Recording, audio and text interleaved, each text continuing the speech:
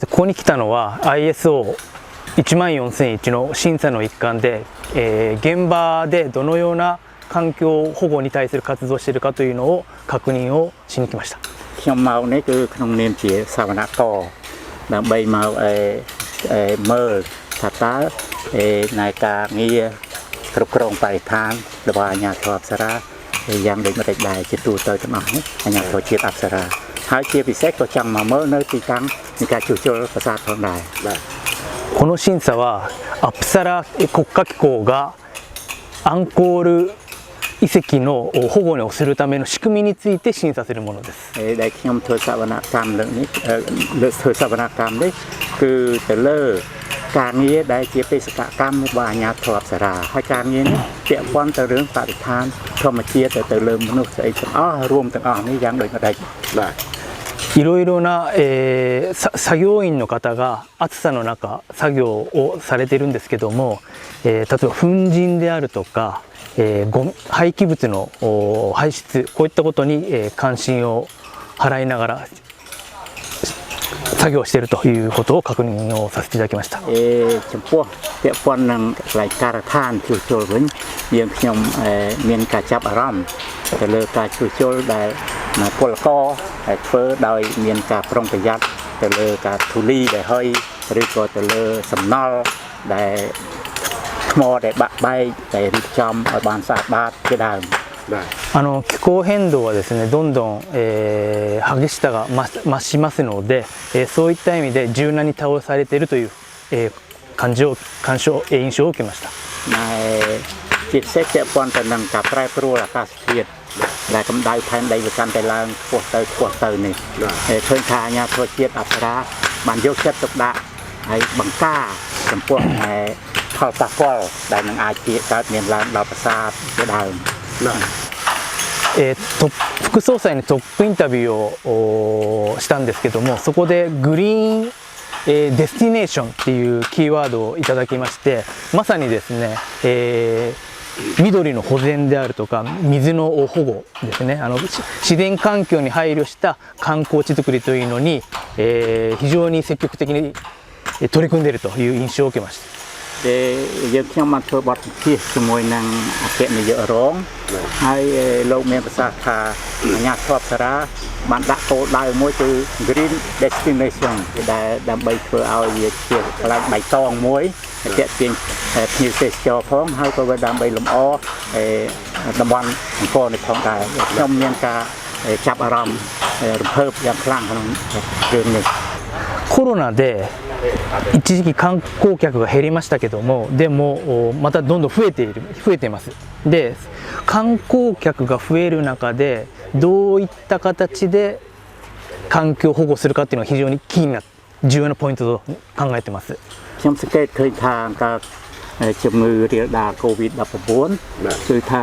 ភ្ញៀវទេសចរជាពិសេសភ្ញៀវទេសចរបរទេសបានចុះយ៉ាងច្រើននេះជាកំហុកនៅក្នុង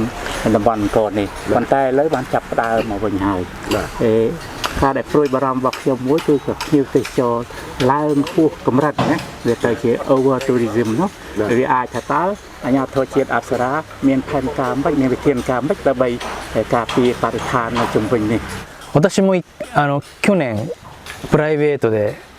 遺跡に来てで 1週間見て回ってですね、非常にトイレであるとか休憩施設がもう充実しているという点がありました。でやはり来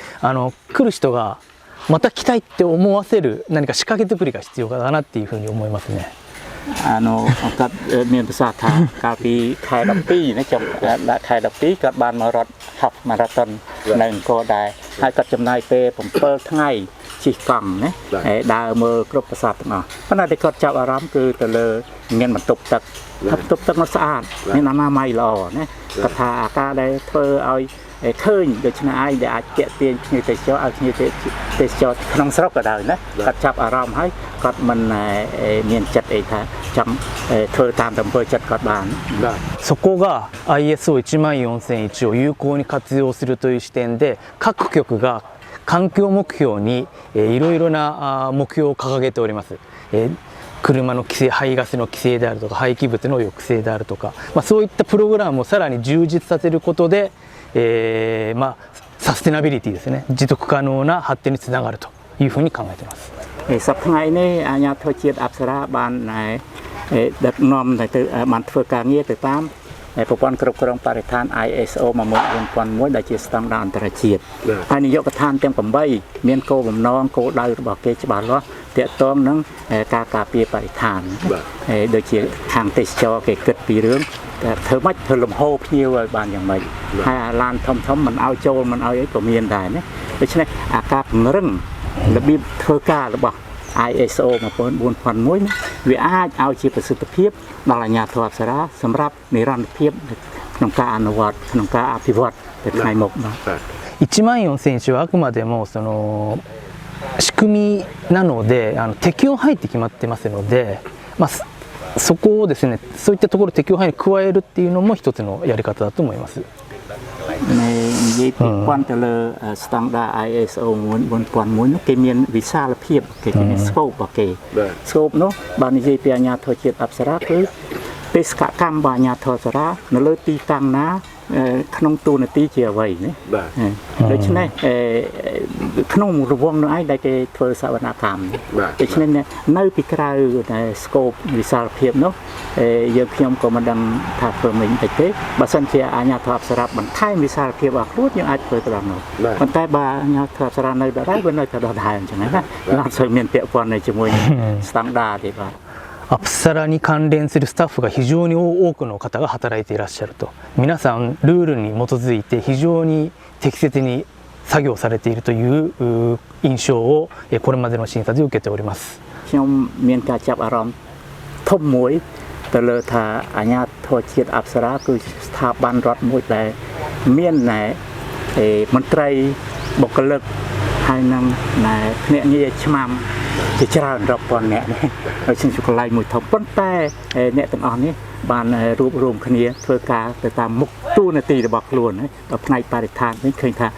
ធ្វើបានល្អប្រសើរ私も観光客の一人として、こちらに訪れたことがありますけどもまた来たいと思っておりますしぜひともそういった、環境を維持してほしいというふうに考えております。ក្នុងនាមខ្ញុំជាទេសចរមួយរូបណាជាឯកជនដោយសារតែតំបន់អង្គរមានការថែរក្សាធម្មជាតិបរិស្ថានជាមួយនឹងប្រាសាទដែលវប្បធម៌អ្នកស្រុកអ្នកភូមិជាមួយនឹងធម្មជាតិរបស់ប្រទេសនេះបានល្អដូច្នេះធ្វើឲ្យខ្ញុំមានចិត្តចង់មកម្ដងទៀតហើយខ្ញុំសង្ឃឹមថាអាជ្ញាធរជាតិអប្សរានឹងខំប្រឹងថែរក្សាការពារតំបន់នេះឲ្យវាជានិរន្តរ៍ទៅ